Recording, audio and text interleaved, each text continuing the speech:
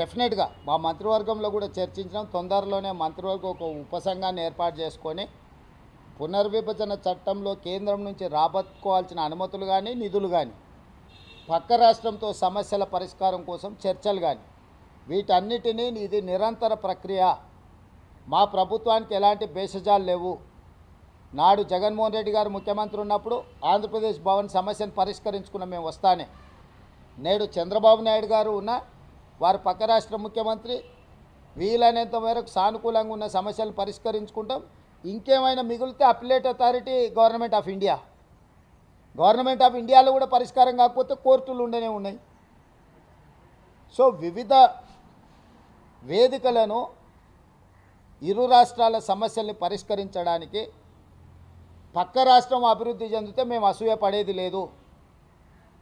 మా రాష్ట్ర అభివృద్ధి కోసం మేము అలసత్వం ప్రదర్శించేది లేదు. మా రాష్ట్రం యొక్క అభివృద్ధి కోసం నిరంతరం పనిచేస్తాం. నేను మొన్న చెప్పినా, నేడు చెప్తున్నా, రోజుకు 18 గంటలు మేము కష్టపడతాము.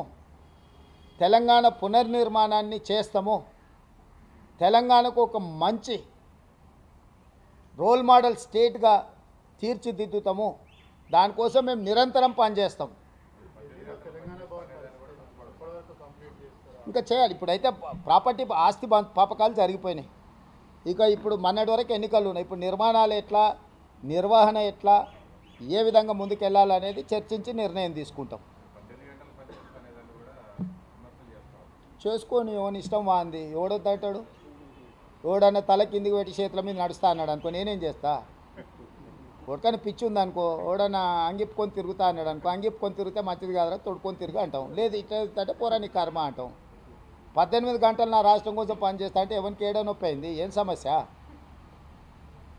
నాకు ఫామ్ హౌస్ లేవు, నాకు ఫామ్ హౌస్ ఉన్నా, నాకు ఫామ్ హౌస్లో పండుకునే అలవాటు లేదు. కాబట్టి ప్రజలలో ఉంటా పనిచేస్తా అంటున్నా. నేను ఎవరికైనా ఏమన్నా నొప్పి అవుతుందా? రాసింది కాదు, కమిషన్కు సంబంధించిన చైర్మన్ గారు వారి మధ్యలో జరుగుతుంది. అది కమిషన్ చైర్మన్ గారే జవాబిస్తారు. విద్యుత్తు మీద విచారణ కమిషన్ మేము ప్రతిపాదించలేదు. మాజీ మంత్రి జగదీశ్వర్ రెడ్డి గారు అసెంబ్లీలో విద్యుత్తు కొనుగోలు కానీ, విద్యుత్తు నిర్మాణం, సంస్థల నిర్మాణం, యాదాద్రి భద్రాద్రి నిర్మాణానికి సంబంధించి మాజీ మంత్రి జగదీశ్వర్ రెడ్డి గారు శాసనసభలో సవాలు విసిరి ప్రభుత్వాన్ని విచారణకు ఆదేశించండి సిట్టింగ్ జడ్జి చేత అన్నాడు.